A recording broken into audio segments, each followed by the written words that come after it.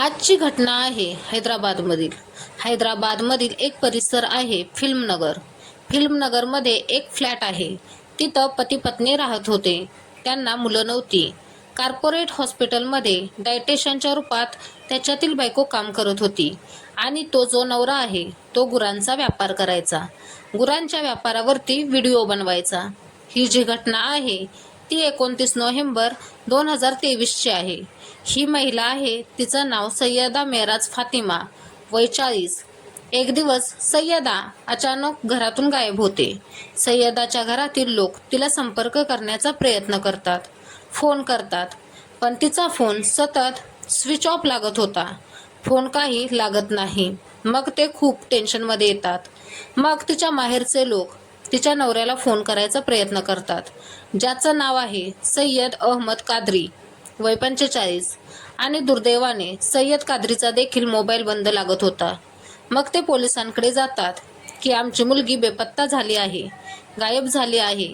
आणि ती बेपत्ता होण्यामागे त्यांना त्यांच्या जावयाचा म्हणजे सय्यद कादरीचा हात असल्याचे वाटत होते. कारण हा माणूस आपली पत्नी सय्यदाला खूपच त्रास द्यायचा. कारण लग्नाला खूप वर्ष झाल्यानंतरही सय्यदाला मूल होत नव्हतं. आणि मूल होत नव्हतं म्हणून सय्यद कादरी आपली बायको सय्यदाला खूपच त्रास द्यायचा, टॉर्चर करायचा. ही गोष्ट पोलिसांनी ऐकली आणि पोलिसांनाही वाटू लागलं की होऊ शकतं सय्यद कादरीच ह्या घटनेत सामील असेल. आणि त्याचा मोबाईल देखील बंद लागत होता. त्यामुळे पोलिसांना वाटत होतं की सय्यद कादरीने सय्यदाला काहीतरी नुकसान पोहोचवलं असणार आणि तो स्वतः फरार झाला असणार. पोलीस अजून त्या केसचा शोध घेत होते आणि पूर्ण कहाणीला समजून घेण्याचा प्रयत्न करत होते. जिथं सय्यदा काम करत होती तिथंही पोलीस चौकशीसाठी जातात, पण तिथंही सय्यदाची माहिती मिळत नाही. पोलीस सय्यदा आणि सय्यद कादरीबद्दल आजूबाजूला चौकशी करतात, पण त्यांना काहीच माहिती मिळत नाही. पण ही गोष्ट तेव्हाच पुढे गेली असती जेव्हा सय्यदाची काही माहिती मिळाली असती किंवा तिचा नवरा सय्यद कादरीची काही माहिती मिळाली असती. काही दिवस निघून गेले आणि पोलिसांना काहीच माहिती मिळाली नाही. त्यांचा मोबाईल चालू झाला, त्यांचा मोबाईल बंदच लागत होता. तेव्हा हारून पोलिसांनी त्या दोघांच्या मोबाईलचे कॉल डिटेल्स रेकॉर्ड काढले, म्हणजे CDR काढला आणि त्याला पडताळायला सुरू केले. सोबतच त्यांच्या परिसरात फ्लॅटच्या आजूबाजूला जे CCTV लावलेले होते त्या कॅमेऱ्यांना पोलिसांनी बघायला सुरू केलं. CDR मध्ये पोलिसांना काही असे अनोळखी नंबर मिळाले ज्यांच्यासोबत सय्यद कादरी आणि सय्यदाचं बोलणं व्हायचं. ह्याच्यातून काही नंबर त्यांच्या नावाचे होते. त्यातून माहिती होत होतं की हे कोण आहेत, ह्यांच्याशी यांचं काय नातं आहे. पण काही नंबर असे होते की पोलिसांना देखील ह्या नंबरबद्दल माहिती मिळत नव्हती की हे नंबर कोणाचे आहेत, ज्यांच्याशी त्यांचं सतत बोलणं व्हायचं. कॉल डिटेल्सच्या माध्यमातून पोलीस या प्रकरणाचा शोध घेण्याचा प्रयत्न करत होते, तर दुसरीकडे CCTV फुटेज काढून त्यात काही सापडतंय का हे शोधत होते. त्यातच पोलिसांना ह्या प्रकरणाशी जोडला गेलेला एक धागा मिळाला, एक माहिती मिळाली. पोलिसांनी CCTV मध्ये बघितलं की 29 नोव्हेंबरला ज्या दिवशी हे दोघेही गायब झाले होते त्याच दिवशी 3 माणसं संशयितरित्या फिरत होती. म्हणजे येता जाता त्यांच्या घरापाशी पोलिसांना दिसले. ते सतत त्यांच्या घरावर लक्ष ठेवून असल्याचं CCTVत दिसत होतं. पोलिसांनी NCCTV फुटेजला रिकव्हर केल्यानंतर ज्या ठिकाणी ते राहत होते तेथील आजूबाजूच्या लोकांना हे फोटो दाखवले आणि विचारलं की हे कोण लोक आहेत, तुमच्या कॉलनीत हे येतात जातात काय, पहिल्यांदा तुम्ही त्यांना बघितलंय काय, कोणाचे नातलग किंवा पाहुणे आहेत का. पण पोलिसांचा हा प्रयत्न निष्फळ ठरला, अयशस्वी ठरला. कारण सारे लोक हेच सांगत होते की नाही, त्या लोकांना ते ओळखत नाहीत. म्हणजे आजूबाजूला राहणाऱ्या लोकांनी त्यांना कधीच बघितलं नव्हतं. आणि दुसरीकडे बघितलं तर पोलिसांचा हा प्रयत्न निष्फळ ठरला नाही.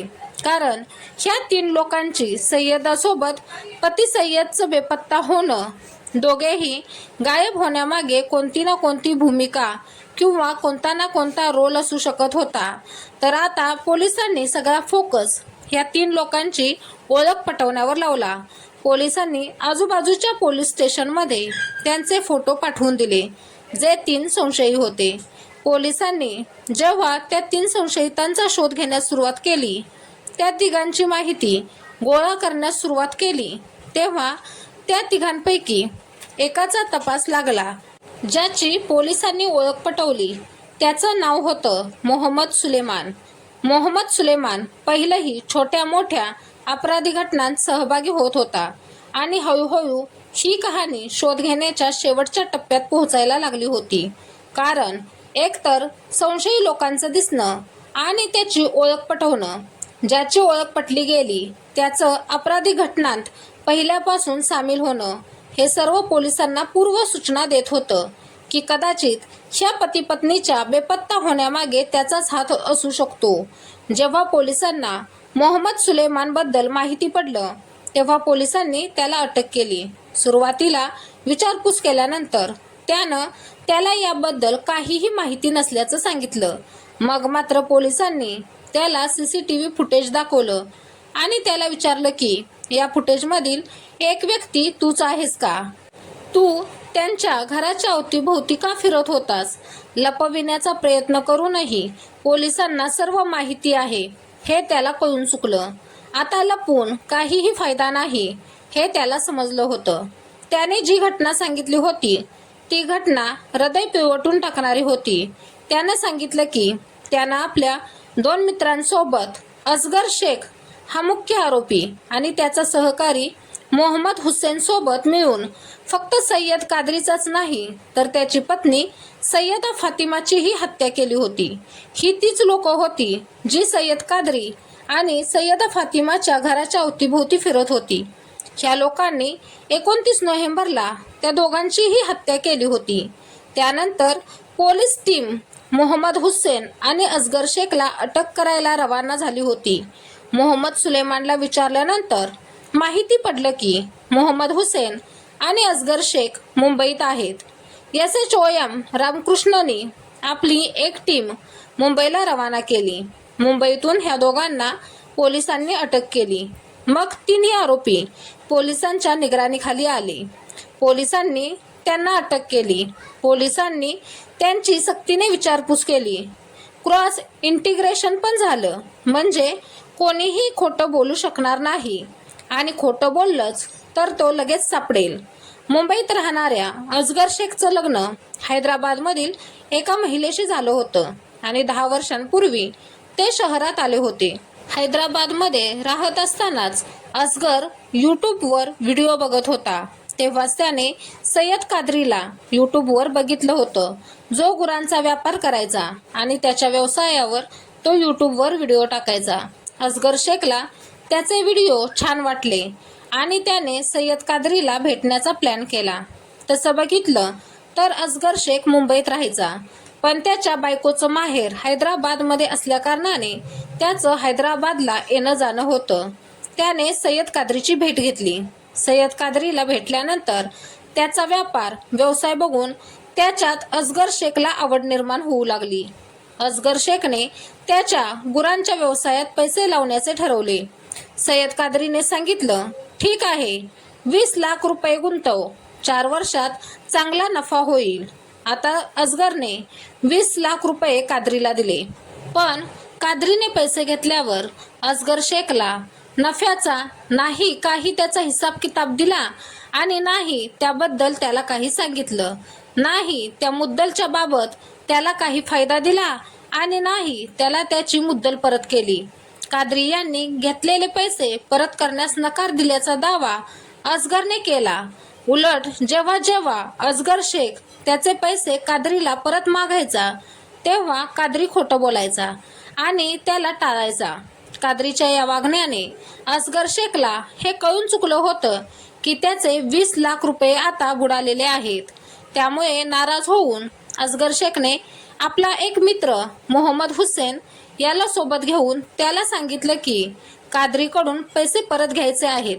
प्रेमाने मागून तो देत नाही तर आता जोर जबरदस्ती करूनच मागावे लागतील. ठरलेल्या योजनेनुसार असगर शेख आणि मोहम्मद हुसेन हे दोघे मुंबईतून हैदराबादला आले. हैदराबादला आल्यानंतर त्यांनी मोहम्मद सुलेमानशी संपर्क केला. मोहम्मद सुलेमानचा क्रिमिनल रेकॉर्ड होता. मग त्या तिघांनी सय्यद कादरीच्या घरावर हल्ला केला. सय्यदा त्यावेळेस घरात नव्हती. कादरी एकटाच घरात होता. ह्या तिघांशी त्याची पहिलीच भेट होती. खास करून असगर शेखशी भेट होती. त्यामुळे कादरीने दरवाजा उघडला. त्यांच्यात बोलणं सुरू झालं.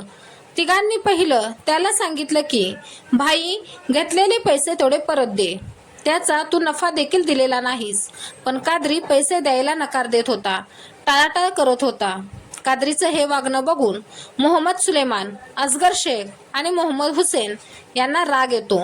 मग त्या तिघांनी मिळून कादरीचा गळा आवळून खून केला आणि त्याचा मृतदेह खूप शांतपणे एका टाकीत टाकला आणि त्याला वरून टोपण लावलं. आता एक हत्या झाली होती. सय्यदा फतिमाला नवऱ्याच्या हत्येबद्दल जराही कल्पना नव्हती. पण ह्या लोकांना ही आशा होती की नवरा नाही तर नाही, बायको तर पैसे परत करील, त्यांचं काम होऊन जाईल. नवरा बायकोबद्दल ह्या लोकांनी पहिलीच माहिती गोळा केली होती. ह्या लोकांनी कादरीचा जेव्हा खून केला होता तेव्हाच त्यांनी कादरीच्या खिशातून घरातील तिजोरीची एक चावी चोरली होती. त्यांनी कादरीकडील चावीचा वापर करून घरात प्रवेश केला आणि त्याची बायको एकटीच होती. तिचा नवरा कुठंच दिसत नव्हता. त्या तिघांनी सय्यदाला पकडलं आणि तिला म्हटले की तुझ्या नवऱ्यानं आमच्याकडून 20 लाख रुपये घेतले आहेत, जो तो आम्हाला परत करत नाही. तू ते पैसे परत कर. त्यावर सय्यदा म्हणाली की मला ह्याबद्दल काहीच माहिती नाही आणि माझ्याजवळ इतके पैसे नाहीत. सय्यदाकडे इतके पैसे नव्हते आणि तिला हेही माहिती नव्हतं की ह्याचे काय परिणाम होणार आहेत. पैसे द्यायला तिनंही नकार दिला. जेव्हा बायकोनेही नकार दिला त्यावेळेस त्या तिघांनी सय्यदाचा पण गळा आवळून तिची हत्या केली. सय्यदाची हत्या केल्यानंतर तिचा मृतदेह तिच्याच घरात बेडरूममध्ये बेड बॉक्समध्ये ठेवून लपवला आणि फ्लॅटला बाहेरून कुलूप लावून संधी बघून हे तिघंही तिथून पळून गेले. एक एक करून खूप दिवस निघून गेले. सय्यदाचा मृतदेह बेड बॉक्समध्ये सडायला लागला होता आणि कोणालाच त्याबद्दल काहीही माहिती नव्हती. हा मृतदेह आणखी काही दिवस बेडमध्ये राहिला असता तर दुर्गंधीनं माणसं हैराण झाले असते, ज्यामुळे उशिरा का होईना या घटनेचा उलगडा झालाच असता. सय्यदाचाही मृत्यू झाला आणि तिचा मृतदेह घरातील बेडमध्येच लपविला गेला. ह्याच्याबद्दलही आजूबाजूच्या लोकांना काहीही माहिती मिळाली नव्हती. पण सय्यदाच्या घरचे जेव्हा त्यांना शोधायला लागले होते तेव्हा त्यांचा काहीच पत्ता लागत नव्हता. फोनही स्विच ऑफ होता. तेव्हा सय्यदाच्या घरचे लोक पोलिसांकडे गेले आणि ते बेपत्ता असल्याची तक्रार नोंदवली. पोलिसांनीही तात्काळ चौकशी करायला सुरुवात केली.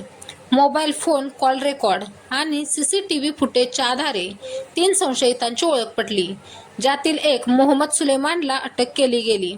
त्यानं कबूल केलं की त्यानं आणि त्याच्या मित्रांनी मिळूनच सय्यद कादरी आणि सय्यदा फातिमाची हत्या केली होती. सुलेमाननं सांगितलं की कादरीची हत्या त्याच दिवशी केली होती ज्या दिवशी सय्यदा गायब झाली होती. कादरीच्या घरात घुसून त्यांनी कादरीचा गळा आवळून खून केला आणि त्याच्या मृतदेहाला एका बॉक्समध्ये लपवलं. कादरीच्या हत्येनंतर त्यांनी कादरीची चावी चोरली आणि सय्यदा यायची वाट बघत बसले. ज्यावेळेस सय्यदा घरी परत आली तर त्यांनी तिलाही पकडलं आणि पैशाची मागणी केली. सय्यदाने पैसे द्यायला नकार दिला तर त्यांनी तिचाही गळा आवळून खून केला आणि तिचा मृतदेह बेडच्या बॉक्समध्ये लपविला. पोलिसांनी पुढच्या चौकशीत असगर शेख आणि त्याचा मित्र मोहम्मद हुसेन याला अटक केली. पोलिसांनी चौकशी केली असता तिन्ही आरोपींनी आपला गुन्हा कबूल केला. पोलिसांनी सगळ्या आरोपींना ताब्यात घेतलं आणि प्रकरणाला कोर्टात हजर केलं. या प्रकारे 20 लाख रुपयांसाठी डबल मर्डर झाला, ज्याच्यात पती आणि पत्नीची हत्या झाली. हत्या करणारे 3 आरोपी कायद्याच्या अटकेत आहेत. सर्व मिळून 20 लाख रुपये चुकवले नाहीत म्हणून त्याला आपला जीव तर गमवावा लागलाच, पण त्याच्या बायकोचा त्यात नाहक बळी गेला. म्हणजे 20 लाख रुपयांसाठी डबल मर्डर झाला. चौकशी पूर्ण झाल्यानंतर सय्यद कादरी आणि सय्यदाच्या हत्येच्या प्रकरणातील आरोपी असगर शेख, मोहम्मद हुसेन आणि मोहम्मद सुलेमान यांना कोर्टात हजर केलं. या हत्या प्रकरणात तिघांना जन्मठेपेची शिक्षा सुनावण्यात आली. सय्यदाची हत्या खूपच वास्तवात दुःखद आणि विनाकारण केली गेलेली हत्या आहे.